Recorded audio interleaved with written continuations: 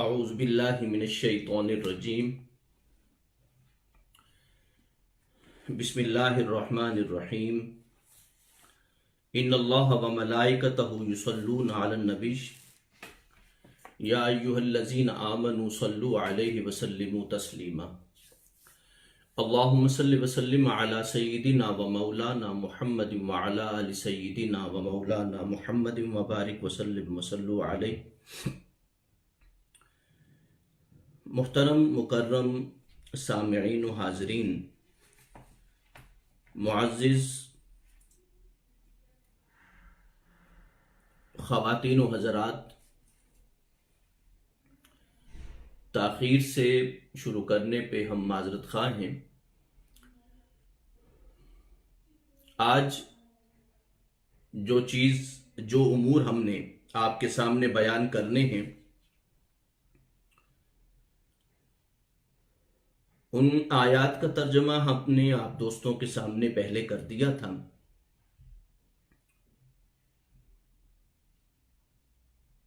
گزشتہ سیشن میں ہم نے دوستوں کے سامنے غلام اور باندی کے حوالے سے قرآن مجید کا جو کانسیپٹ ہے، جو تصور ہے، اور قرآن مجید اس حوالے سے جو فرماتا ہے، وہ ہم نے آپ دوستوں کے سامنے واضح کیا، اور اسلام کا اس حوالے سے جو موقف تھا اسے ہم نے صراحت کے ساتھ آپ کے سامنے رکھ دیا۔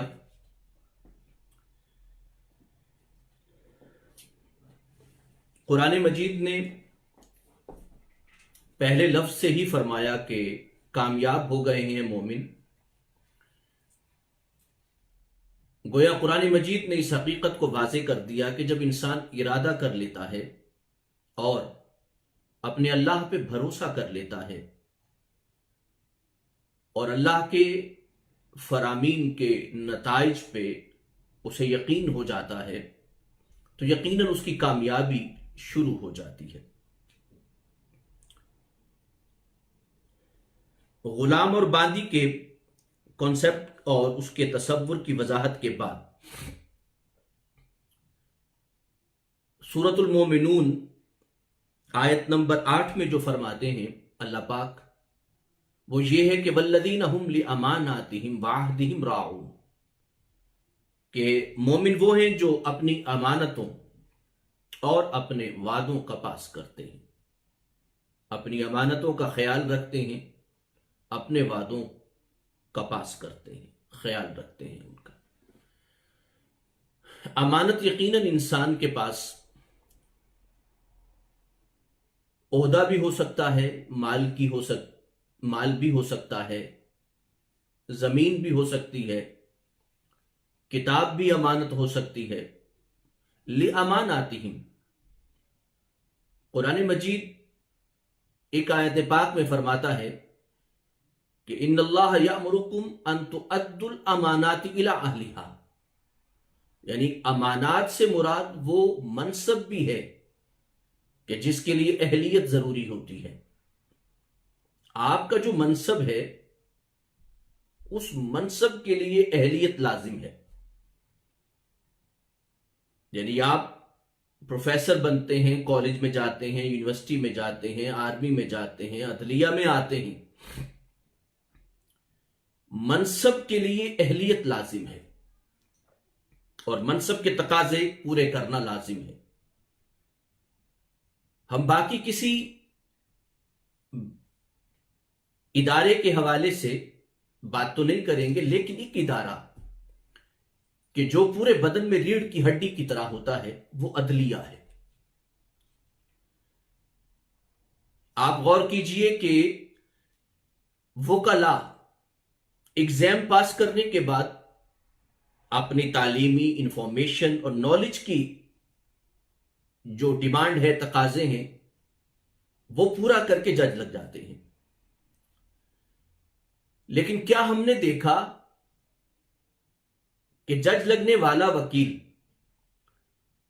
اپنی زندگی میں سچ بولتا رہا ہے؟ کیا ہم نے اس کے کریکٹر کو دیکھا، یا ہم نے یہ دیکھا کہ کیس کے اعتبار سے وہ کیس کیسا لیتا ہے؟ ایسے انسان کا جو مظلوم ہو یا ظالم کبھی لیتا ہے،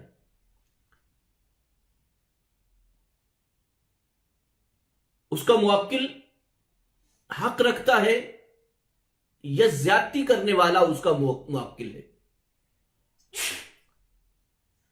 اس کا موکل راہ حق پہ چلنے والا ہے یا راہ باطل پہ، جب وہ گمراہی کا شکار ہے؟ یعنی وکیل نے دراصل سپورٹ کرنا ہے معاشرے میں سچ کو.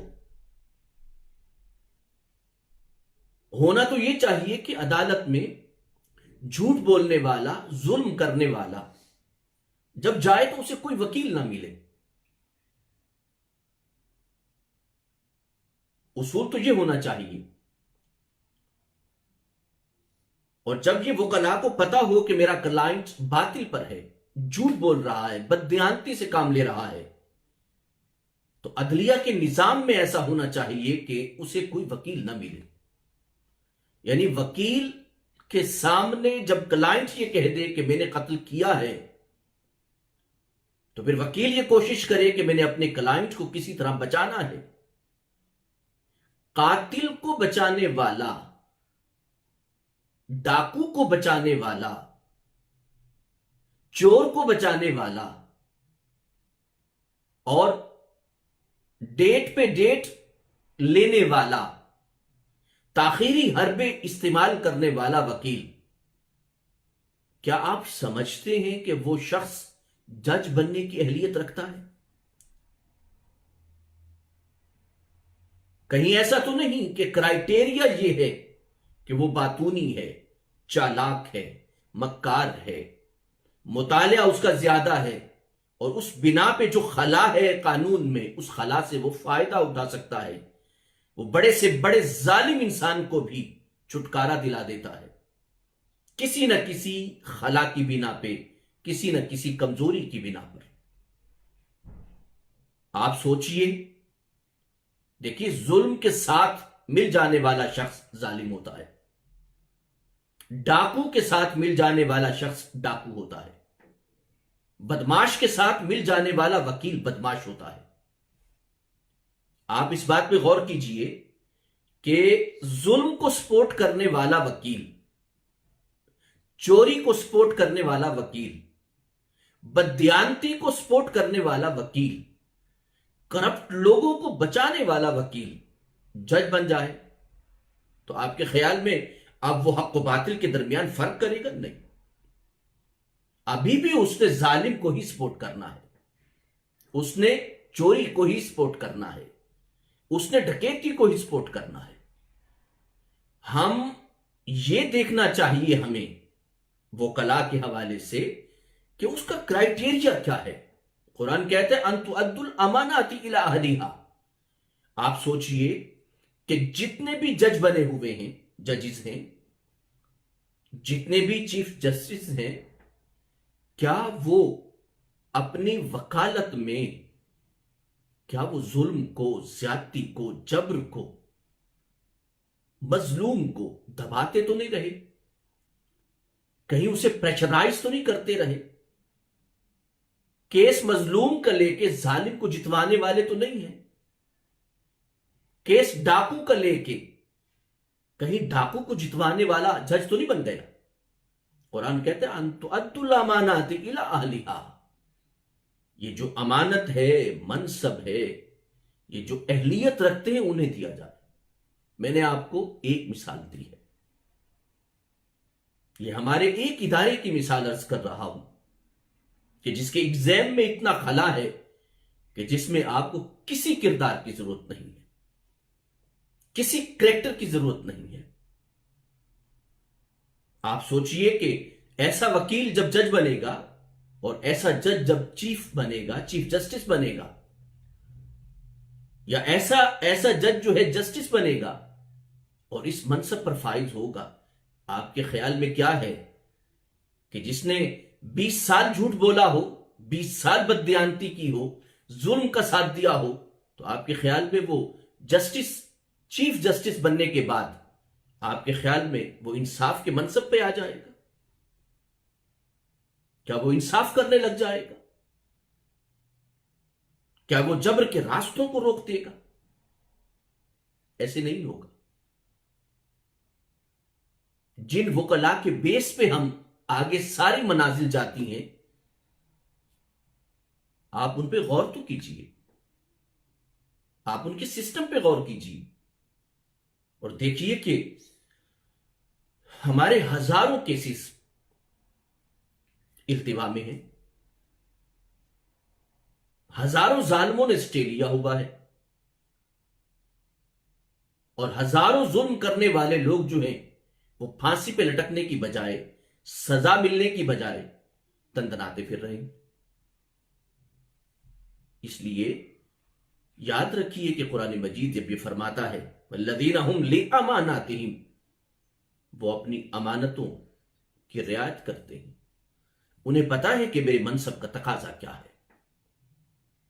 یہ تو ہو گیا ایک چیز ہو گئی، یہ ایک بات ہو گئی۔ معاشرتی پہلو کے حوالے سے اگر ہم دیکھیں، معاشرتی پہلو کے حوالے سے، کہ ہم جب بچے اور بچے کی شادی کرتے ہیں، والد ہونا ایک منصب ہے، ماں ہونا ایک منصب ہے، یعنی والد ہونا ایک منصب ہے کہ آپ نے گھر کو سنبھالنا ہے، گھر کی کفالت کرنا ہے۔ ماں ہونا ایک منصب ہے۔ کیا ہم نے اس منصب کے تقاضوں کے حوالے سے اپنے بچوں اور بچیوں کی تربیت کی ہے؟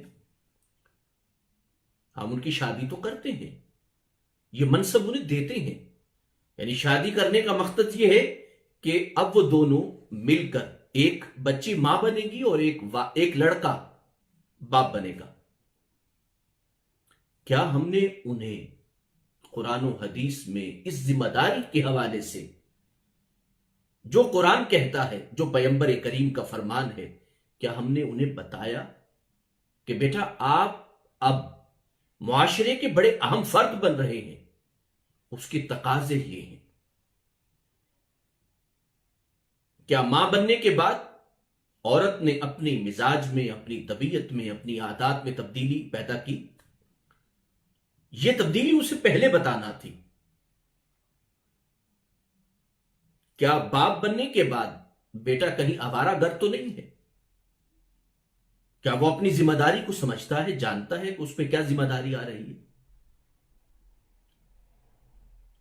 یعنی کیا ہم نے اتنا بڑا منصب معاشرتی اعتبار سے دینے کے بعد، کیا ہم نے اس سے پہلے بیٹی کو ماں بننے کے حوالے سے قرآن مجید میں جو کچھ کہا گیا، طلاق اور نکاح کے حوالے سے، نکاح کی بنیادی چیزوں کے حوالے سے، اولاد کے حوالے سے، اولاد کی تربیت کے حوالے سے، کیا ہم نے والد کو وہ بتایا کہ اولاد کی تربیت ایسے کرنا ہے؟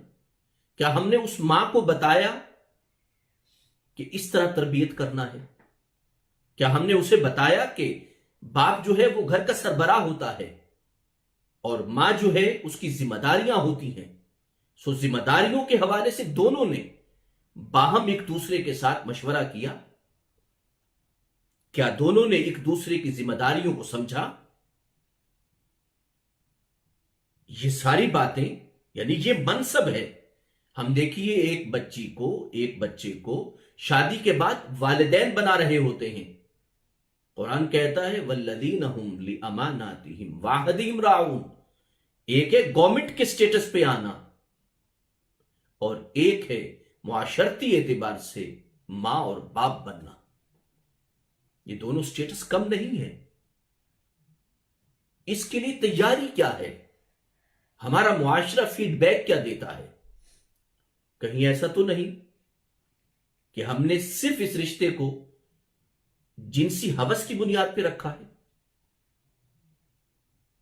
کہیں ہمارے اذہان میں کہیں ان ذمہ داریوں کا خاکہ ہی نہیں ہوتا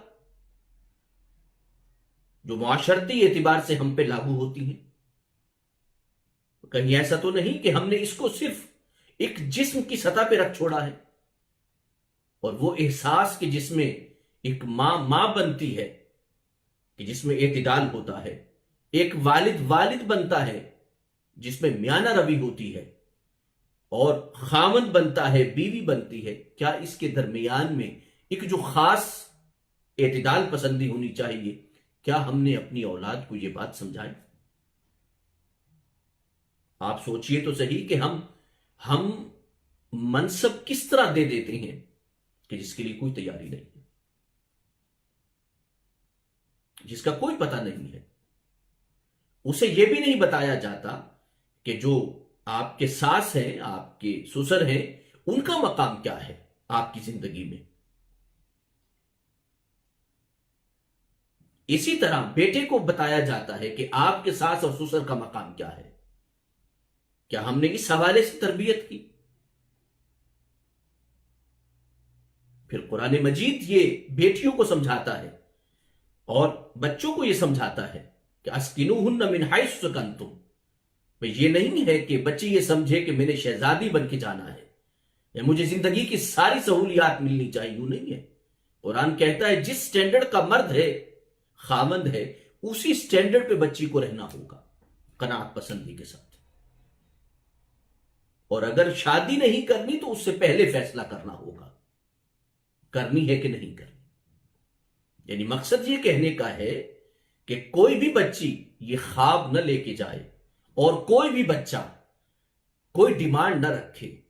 ایک اعتدال پسندی کے ساتھ زندگی کو توازن کے ساتھ گزارنے کی تربیت والدین نے کرنی ہے. کیا کوئی ادارہ کر رہا ہے؟ کیا گورنمنٹ اس طرح متوجہ ہے؟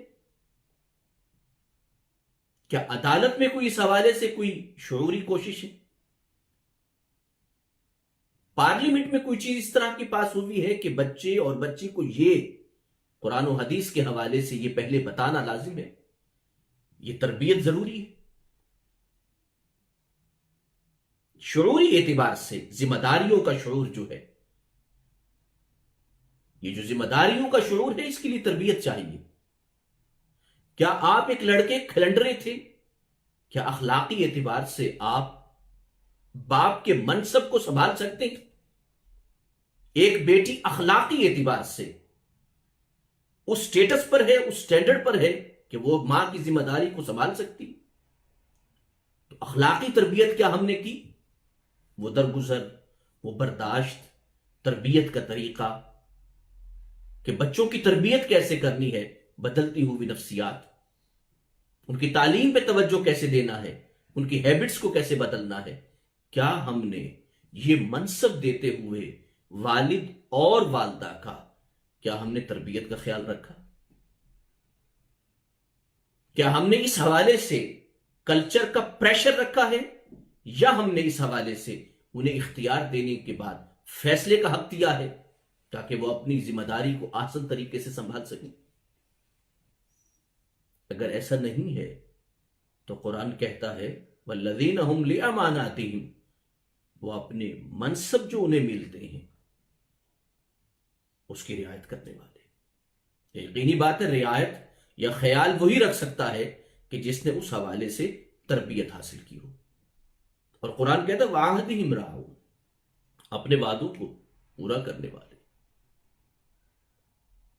یعنی جو وعدہ ہو جاتا ہے، وعدے کے لیے ضروری نہیں کہ لکھائی ہو. آپ دیکھ لیجئے کہ ہمارے ہاں پہلے زبان پہ اعتبار ہوتا تھا، لوگ زبان سے ہی ایگریمنٹ کر لیتے تھے اور زبان کی بنیاد پہ ہی سارا کام ہوتا تھا. دستاویزات لکھنا بہت کم تھا. کیوں؟ اس لیے کہ معاشرے میں اخلاقی اعتبار سے کچھ تربیت تھی. اس لیے کہ تربیت یہ ہے کہ اللہ نے پوچھنا ہے، اور یہ انفرادی طور پہ بھی وعدہ ہوتا ہے اور اجتماعی طور پہ اقوام کے درمیان بھی ہوتا ہے. دونوں کا خیال رکھنا ہوتا ہے. جو دوست یورپ میں ہیں اس حوالے سے ڈاکومنٹ جب انسان لیتا ہے تو ڈاکومنٹ لینے کے حوالے سے جو اخلاقی اور قانونی انسان پہ ذمہ داریاں آتی ہیں ان کو پورا کرنا بھی لازم ہوتا ہے. اور جب آپ پاسپورٹ لیتے ہیں تو جو آپ حلف اٹھاتے ہیں، اب یہ نہیں ہے کہ آپ کہیں جی کہ میں ویسے ہی زبان سے کہہ دیا ہے. نہیں، جب آپ پاسپورٹ لیتے ہیں، حلف اٹھاتے ہیں، آپ اسے پڑھ کے دیکھیں. آپ اس مملکت کی ذمہ داریاں آپ پہ آتی ہیں بحیثیت شہری کے. آپ کا سٹیٹس بدلتا ہے، آپ کا رتبہ بدلتا ہے، آپ کا مرتبہ بدلتا ہے۔ دیکھیے، ہم پاسپورٹ سے ملنے والی تمام فیسلٹیز کو اویل کرتے ہیں، مگر ذمہ داریاں جو ہم پہ آتی ہیں اگر ہم اسے پورا نہیں کریں گے تو قرآن مجید کے اس حکم پہ عمل نہیں کریں گے ہم۔ تو قرآن مجید نے دو باتیں آپ کے سامنے رکھی، اور اس سے اگلی بات ہے وَالَّذِينَ هُمْ عَلَىٰ صَلَوَاتِهِمْ يُحَافِظُونَ۔ آپ نے دیکھا کہ پہلے قرآن نے کہا الَّذِينَ هُمْ فِي صَلَاتِهِمْ خَاشِعُونَ، ہم اس کی وضاحت کر چکے ہیں، احسان مند ہو کے آنا، اور پھر یہ ہے کہ اپنی نمازوں پہ چوکیداری کرنا، یعنی آپ اپنی نماز کی حفاظت کرتے ہیں، اسے تحفظ فراہم کرتے ہیں۔ یعنی حفاظت کرنے کا کیا مطلب ہوگا؟ ایک تو یہ ہے کہ اسٹیٹ جو ہے اس پہ دو چیزیں لازم ہوتی ہیں، ایک زکوٰۃ اور ایک صلاۃ، یعنی دو چیزیں ان کی ذمہ داری میں آتی ہیں اسٹیٹ کی۔ یا تو یہ اسٹیٹ کے لیے ہے کہ وہ مومن جنہیں اسٹیٹ کی ذمہ داریاں حاصل ہیں وہ نماز کے حوالے سے صرف نماز نہیں ہے، یعنی ایک تو فرض نماز ہے، ایک وہ ہے، لیکن اخلاقی ضابطہ جو خدا سے تعلق کا ہوتا ہے، وہ احساس جو بندگان خدا میں پیدا کرنا ہوتا ہے، یہ ایسے سلیبس، ایسے کورسز، ایسے معاملات کہ جس سے ان میں اللہ کا ڈر پیدا ہو، کہ جس میں اخلاقی اعتبار سے وہ بلند سٹیٹس پر ہو، ان کا سٹینڈرڈ بلند ہو اخلاقی اعتبار سے۔ یعنی نماز کا تو پیک پہ ہے نا چیز، دراصل اس پیک پہ جانے سے پہلے، یعنی چوٹی پہ جانے سے پہلے آپ نے اس کی جو تربیت کرنا ہے، آپ نے اس کی اخلاقی جو تربیت کرنا ہے، اس کا خیال رکھنا بڑا ضروری ہے۔ وَالَّذِينَ هُمْ عَلَىٰ صَلَوَاتِهِمْ يُحَافِظُونَ، وہ اپنی نمازوں کی حفاظت کرتے ہیں۔ اس میں ایک اہم بات عرض کرتا ہوں کہ نماز پڑھنے والا جیسے جیسے نماز پڑھتا جاتا ہے ویسے ویسے لوگوں کو حقیر سمجھتا ہے، ویسے ویسے وہ اپنے آپ کو نمازی سمجھنے لگتا ہے، اور دوسرے لوگوں کو طنزاً کہتا ہے تسی بھی کبھی پڑھ لیا کرو، یعنی آپ بھی کبھی پڑھ لیا کریں نماز، یعنی انہیں شرمندہ کرتا ہے، ان پہ طنز کرتا ہے، انہیں حقیر سمجھتا ہے، یا پھر یہ کہتا ہے کہ جس طرح میں نمازی ہوں اس طرح نمازی بن جاؤ۔ یاد رکھیے یحافظون مطلب یہ ہے کہ اس طرح کی باتوں سے اپنی نمازوں کو ضائع نہ کرو، چوکیداری کرو، کہیں تمہارا چھوٹا سا جملہ تمہاری زندگی بھر کی کمائی کو برباد نہ کر دے گئی، کہیں چھوٹا سا دل میں پیدا ہونے والا تکبر تو پہ کہیں جنت حرام ہی نہ کر دے، کہیں تمہارے ذہن میں پیدا ہونے والا خناس کہ تمہاری زندگی بھر کی کمائی کو اکارت ہی نہ کر دے۔ یہ بڑا سینسیٹیو معاملہ ہے۔ دیکھیے، نماز پڑھنا اور نماز کو بچانا، دیکھیے دو باتیں ہیں، ایک ہے کمانا اور ایک ہے اپنی کمائی کو بچانا، اسے سنبھالنا، اس کا درست استعمال کرنا۔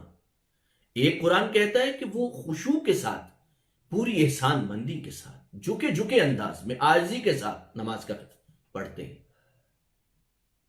آگے کیا فرمایا؟ آگے فرمایا یحافظون، احتساب کرتے ہیں، کہیں نماز کی پابندی، کہیں عبادت اور بندگی کی چاشنی، کہیں ہمارے اندر کوئی تکبر، کوئی تفاخر یا دوسروں کی حقارت تو پیدا نہیں کرتا، کہیں ایسا تو نہیں کہ ہم معاشرے سے بالکل نظر انداز ہو گئے، معاشرہ بالکل نظر انداز ہو گیا، ہم نے اپنا احتساب ہی نہیں کیا۔ یعنی ہر نماز احتساب کا طریقہ ہے، کیا میں اخلاقی اعتبار سے اسی جگہ پہ ہوں؟ کیا رزق میرا حلال ہے؟ کیا میرے معاملات اچھے ہیں؟ یہ ساری باتیں نماز کی حفاظت، یعنی حفاظت کیجئے، یحافظون حفاظت کرتے ہیں، یعنی وہ چیزیں جو نماز کو برباد کر کے رکھ دیتی ہیں ان کی حوالے سے دیکھتے ہیں کہ کہیں یوں نہ ہو کہ میری جمع پونجی میں کہیں آگ ہی نہ لگ جائے۔ آپ سوچئے تو صحیح کہ ایک شخص 60 سال نماز پڑھتا ہے، 7 سال سے شروع کرتا ہے، اور 60 سال نماز پڑھنے کے بعد آپ سوچئے تکبر کا شکار ہوتا ہے۔ قرآن کہتا ہے کہ جس طرح اونٹ سوئی کے سوراخ میں داخل نہیں ہو سکتا، اسی طرح متکبر انسان جنت میں نہیں جا سکتا۔ یہ قرآن مجید فرما وَلَا يَدْخُلُونَ الْجَنَّةَ حَتَّى يَلِجَ الْجَمَلُ فِي سَمِّ الْخِيَاطِ۔ سوچئے کہ 60 سال کے بعد کہیں آخری سانس حالت تکبر میں تو نہیں آئی، کیونکہ قرآن کہتا ہے آپ 21واں پارہ پہلی آیت پڑھ کے دیکھیے، قرآن کہتا ہے کہ انسان خدا کی بارگاہ میں جائے گا تو 60 سال کی اس کی عبادت ہوگی، 60 سال کی بندگی ہوگی، مگر اس کے منہ پہ مار دی جائے گی۔ والذین هم علی صلاتهم یحافظون۔ یاد رکھیے رسول اللہ صلی اللہ علیہ وسلم کا فرمان پاک ہے، کم ہو ہمیشہ ہو عاجزی سے، سنبھالے رکھیں، یعنی آپ اپنی نماز کو سنبھال کے رکھیں، خیال رکھیں، کہیں یوں نہ ہو کہ تکبر کی کوئی چنگاری اسے جلا کے راکھ نہ کرتے، حقارت کا کوئی کوئلہ اسے برباد ہی نہ کرتے۔ جمع پونجی کو سنبھالنا زیادہ مشکل ہوتا ہے، ایک ہے عمل کرنا اور ایک ہے عمل کو سنبھالنا، ایک ہے نماز پڑھنا اور ایک ہے نماز کو سنبھالنا۔ نماز کا سنبھالنا ضروری ہے کہ جس طرح ہم پیسہ کمانا، پیسے کو سنبھالنا اور پھر اسے سنبھال کے کہیں انویسٹ کرنا، اسی طرح نماز ہے۔ جب آپ نماز کی حفاظت کرتے ہیں اس کا مقصد یہ ہے کہ کیا آپ بندگان خدا کی اس طرح خدمت کرتے ہیں کہ انویسٹ کریں، آپ لوگوں کو محبت و پیار سے کیا آپ ان کے مزاج میں تبدیلی لا کے کیا اس جانب متوجہ کر سکتے ہیں؟ تو قرآن مجید اس حوالے سے فرماتا ہے۔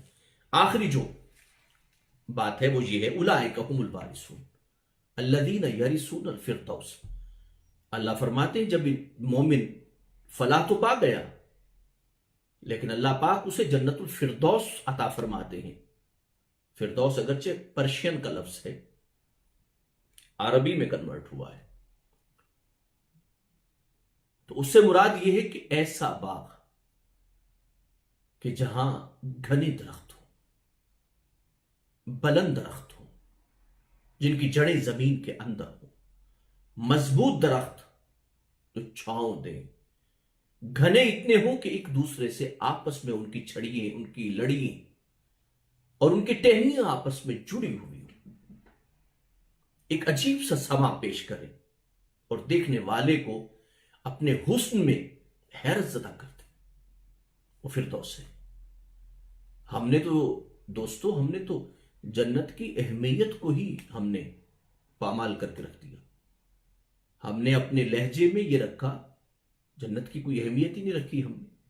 قرآن مجید سینکڑوں آیات میں جنت کا وعدہ فرماتا ہے، آخر ہم جنت کی اہمیت کے حوالے سے ایسے اشعار، ایسی چیزیں کیوں عوام کے سامنے پڑھتے ہیں کہ اس کا مطلب کیا ہے کہ خدا آپ سے جنت کا وعدہ فرما رہا ہے اور آپ جنت کو حقارت سے دیکھ رہے ہیں؟ خدا کے دیے ہوئے اعزاز کے بارے میں آپ اپنے لہجے کو حقارت بھرا بنا رہے ہیں۔ آپ نعت شریف پڑھتے ہوئے بھی یاد رکھیے کہ یہ لہجہ اپنانے کی اجازت نہیں ہے، اس لیے کہ رسول اللہ صلی اللہ علیہ وسلم نے فرمایا کہ وہ حصہ جو میرے ممبر اور میرے حجرہ کے درمیان میں ہے وہ جنت کا ٹکڑا ہے۔ رسول اللہ صلی اللہ علیہ وسلم نے تو جنت کو اتنی اہمیت دی کہ اس مقام کو روضۃ من ریاض الجنہ کہا، اور مومن اگر وہاں نوافل پڑھتا ہے تو گویا جنت میں نوافل پڑھ رہا ہے۔ میرے پیغمبر نے مسجد نبوی کے اس حصے کو جنت کا ٹکڑا کہا، آپ جنت کی اہمیت کو ہی کم کر دیتے ہیں۔ جو رسول اللہ صلی اللہ علیہ وآلہ وسلم کے رہائش، رہنے اور ہمیشہ رہنے کا مقام ہے، اس لیے نعت پاک میں ان دوستوں کو احتیاط کرنی چاہیے کہ جنت کی اہمیت کو کم کرنا یہ خدا کی جانب سے اعزاز ہے، یہ سرفرازی ہے مومن کی، خدا کا وعدہ ہے۔ یاد رکھیے کہ اللہ پاک مومن کو عزت دیتے ہیں تو جنت کے وعدے کے ساتھ دیتے ہیں۔ کیا مومن جنت کے حوالے سے اس کے وقار کو کم کر کے کیا وہ یہ کہنا چاہتا ہے کہ اسے اللہ کی جانب سے عطا کردہ عزت کی ضرورت نہیں ہے؟ ہمیں اپنے رویوں میں تبدیلی لانا ہوگی، اور جو دوست نعت شریف کے حوالے سے اس طرح کے اشعار پڑھتے ہیں کہ جس میں جنت کی عزت اور وقار پہ حرف آتا ہے، یاد رکھیے کہ یہ عزت ہے، اعزاز ہے اللہ کی جانب سے۔ کیا ہم خدا کے عطا کردہ اور وعدہ کردہ چیزوں کو حقارت سے دیکھ رہے ہیں؟ ہم نے اپنے رویے، اپنے ان اشعار پہ غور کرنا چاہیے، اور یاد رکھیے کہ رسول اللہ صلی اللہ علیہ وسلم نے روضۃ من ریاض الجنہ کہا کہ وہ جنت کے باغوں میں سے ایک باغ ہے۔ اللہ کے رسول نے بھی اسے اعزاز قرار دیا۔ جنت کے وقار کو کم کرنا جو ہے وہ کوئی اعزاز کی بات نہیں ہے، بلکہ اللہ کی جانب سے یہ وعدہ جنت جو ہے یہ دراصل مومنوں کا اعزاز ہے۔ قرآن نے انبیاء سے یہ وعدہ کیا ہے۔ اللہ نے سورۃ الفاتحہ میں فرمایا ہے کہ ان لوگوں کا راستہ جن پہ اللہ نے انعام کیا ہے، وہ انعامات جنت کے ہیں میرے دوستو۔ جنت کے احساس کو، اس کے وقار کو وہ اشعار عوام کے سامنے نہ پڑھیں کہ جن سے جنت کا وقار، جنت کا احساس کمتر ہوتا ہے کہ مجھے جنت کی ضرورت نہیں ہے۔ یہ بات، یہ لفظ مناسب اس لیے نہیں ہے کہ سینکڑوں آیات میں اللہ پاک نے آپ سے، ہم سے جنت کا وعدہ کیا ہے۔ کیا مطلب ہے جنت کے لالچ کا؟ کیا مطلب ہوتا ہے؟ جنت ایک اعزاز ہے، ایمان کی شان ہے، یقین کی شان ہے، انسان کے اخلاقی امور کی شان ہے۔ اللہ یہ ساری باتیں کرنے کے بعد فرماتے ہیں الذین یرثون الفردوس ھم فیھا خالدون، وہ اتنی خوبصورت جنت میں رہیں گے اور ہمیشہ رہیں گے۔ اللہ پاک مومنوں کو اعزاز دینا چاہتے ہیں، اور آپ ان کے ذہن میں یہ زہر بھر رہے ہیں کہ جنت کا کوئی وقار نہیں ہے، جنت کا کوئی مقام نہیں ہے، جنت کی کوئی عزت نہیں ہے۔ میرے پیغمبر کے لفظوں سے جنت کی اہمیت کو سمجھیے کہ پیغمبر کریم نے فرمایا روضۃ من ریاض الجنہ، اس سے یہ سمجھیے کہ جنت کی کیا اہمیت ہے۔ عشرہ مبشرہ کو جو بشارتیں دی گئی، صحابہ کو جو بشارتیں دی گئی جنت کی، اس سے سمجھیے کہ جنت کا مقام کیا ہے۔ اس بات سے سمجھیے کہ انبیاء سے جنت کے وعدے کیے گئے، پیغمبر کریم سے جنت کا وعدہ فرمایا گیا۔ اس سے سمجھیے کہ جنت کا مقام کیا چیز ہے، جنت کا اعزاز کیا چیز ہے۔ جنت کے اعزاز کو، جنت کے وقار کو کم نہ کریں، اور اپنے اذہان میں یہ باتیں نہ لائیں اس طرح کی کہ جو اللہ اور اس کے رسول نے جو وعدہ فرمایا ہے، جو اعزاز عطا کیا ہے، جو وقار عطا کیا ہے، اس وقار کو آپ حقیر بنا کے کس جانب جا رہی ہیں؟ تو قرآن مجید اس لیے فرماتا ہے کہ یہ باتیں جو اپنا لے گا، جو ارادہ کر لے گا، کامیاب ہو گیا، اور جو اپنا لے گا اللہ پاک اس کو جنت الفردوس کا اعزاز عطا فرمائیں گے۔ اللہ ہمیں یہ اعزاز عطا فرمائے، اور ہم سب کی کوششوں کو اپنی بارگاہ میں قبول فرمائے، اور اخلاقی اعتبار سے جو قرآن مجید نے بیان کیا اسے اپنانے کی توفیق عطا فرمائے۔ انشاءاللہ ہم کل 9:30 بجے آپ کے سامنے حاضر ہوں گے، اور اخلاقی اعتبار سے جو کچھ باتیں اور ہیں اخلاق قرآن اور ہم کے حوالے سے، اس ٹاپک پہ انشاءاللہ ہم کل بھی 9:30 بجے نماز مغرب کی ادائیگی کے بعد حاضر ہوں گے۔ آپ سے التجا ہے کہ آپ دعا فرمائیں کہ اللہ پاک ہمیں اچھی باتوں کے اپنانے کی توفیق عطا فرمائے، اور ہم سب کا مقام جنت الفردوس میں، اور پیغمبر کریم سرور عالم صلی اللہ علیہ وآلہ وسلم کی رفاقت اور انبیاء کی صحبت نصیب فرمائے۔ آمین ثم آمین، وما علی الا البلاغ المبین۔ السلام علیکم ورحمۃ اللہ وبرکاتہ.